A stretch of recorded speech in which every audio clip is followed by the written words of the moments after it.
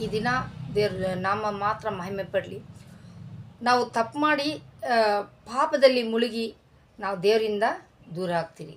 ನಮ್ಮ ಪ್ರಾರ್ಥನೆಗೆ ನಾವೇ ತಡೆಯಾಗಿದ್ರಿ ಅಂತಲೇ ದೇವ್ರ ವಾರ್ತೆಗಳು ಈ ದಿನ ಧ್ಯಾನ ಮಾಡಿದ್ರಿ. ಅದಕ್ಕೆ ನಾವೇನು ಮಾಡಬೇಕಂದ್ರೆ ನಮ್ಮ ಪಾಪಗಳನ್ನೆಲ್ಲ ಬಿಟ್ಟು ಆತನ ಕಡೆಗೆ ತಿರುಗಬೇಕು. ಆತನ ಕಡೆಗೆ ತಿರುಗಿದಾಗ ಆತನ ಕ್ಷಮಿಸುವ ದೇವರಾಗಿದ್ದಾರೆ.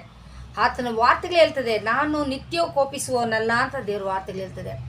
ಎಷ್ಟೋ ಜನ ಈ ದಿನ ಕುಟುಂಬದ ಪರಿಸ್ಥಿತಿ ನೋಡಿ ಎಷ್ಟೋ ಜನ ಪಾಪದಲ್ಲಿ ಸಿಗಿಕೊಂಡಿದ್ದೀರಾ, ಪಾಪದ ಮಾರ್ಗದಲ್ಲಿ ಹೋಗಿದ್ದೀರಾ, ಈಸಿ ವೇ ಹೋಗಿದ್ದೀರಾ. ಸ್ವಲ್ಪ ಅಯ್ಯೋಯ್ಯೋ ನಾನು ಸ್ವಲ್ಪ ಪಾಪ ಮಾಡಿಬಿಟ್ನಲ್ಲ ಅಂತೇಳಿ ಅಯ್ಯೋ ಇನ್ನೇನು ಮಾಡೋದು, ನಾವು ದೇವರಿಂದ ದೂರ ಆಗಿಬಿಟ್ರಿ, ನಮ್ಗೆ ಇನ್ನು ದಿಕ್ಕು ತೋರಿಸ್ತಲ್ಲ ಅಂತೇಳಿ ಎಷ್ಟೋ ಜನ ಈ ದಿನ ಆ ಪಾಪದಲ್ಲೇ ಮುಳುಗ್ಕೊಂಡು ಪಾಪ ಮೇಲೆ ಪಾಪ ಮಾಡ್ಕೊನೇ ಇದ್ದೀರಾ.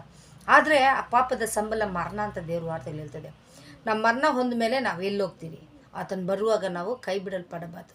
ಈ ವೇಳೆ ಕೊಟ್ಟಂಥ ಈ ಜೀವದಲ್ಲೇ ಸ್ವಲ್ಪ ಆಯುಸ್ ದಿನಗಳಲ್ಲೇ ಇನ್ನು ನಾವು ಎಷ್ಟು ದಿನ ಇರ್ತಿರೋ ಗೊತ್ತಿಲ್ಲ. ಅದಕ್ಕೆ ಈ ವೇಳೆಯಲ್ಲಿ ಕೊಟ್ಟಂಥ ಈ ಒಳ್ಳೆ ಸಮಯದಲ್ಲೇ ನಾವು ಆತನ ಕಡೆಗೆ ತಿರುಗಿಕೊಳ್ಳಬೇಕು, ದೇವ್ರ ಕಡೆಗೆ ತಿರುಗಬೇಕು.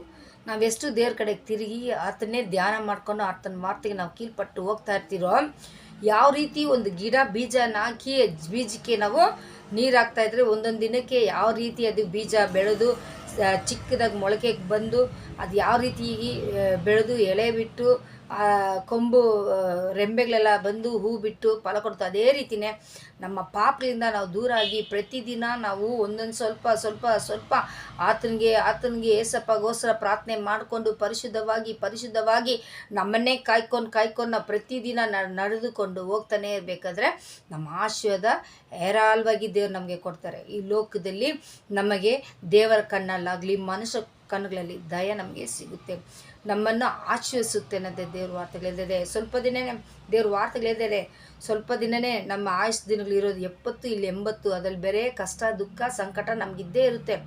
ನಾವು ಕೆಲವೊಮ್ಮೆ ನೊಂದೋಗ್ತೀರಿ, ನಮ್ಮಿಂದ ಆಗೋದಿಲ್ಲ, ನಮಗೆ ಬಲ ಇಲ್ಲ. ಆದರೆ ನಾವು ದೇವ್ರನ್ನ ಕೇಳಿದಾಗ ಬಲಹೀನತೆಯಲ್ಲಿ ನಾನೇನ ಬಲವಂತಿದೆ, ಇದೋ ನನ್ನ ಮಗಳು ಅಂತೇಳಿ ದೇವರು ನಿಮ್ಮನ್ನು ಕಾತಾನೆ. ನನ್ನ ಇಷ್ಟನ್ನು ಕಾಯುವಾತ ನಾನು ತೂಕಡಿಸಿದಿಲ್ಲ ನಿದ್ರಿಸಿದಿಲ್ಲ ಅಂತ ಹೇಳ್ತಾರೆ.